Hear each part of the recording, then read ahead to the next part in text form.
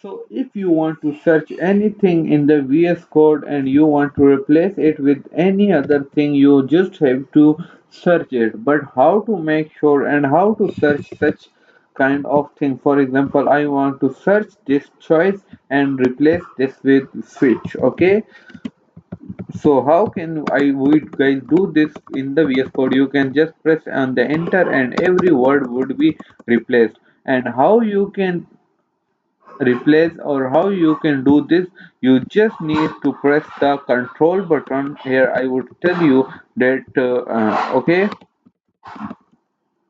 control, you have to press the control, and with control you have to press the F, and after this your code would be replaced with anything. Okay, you can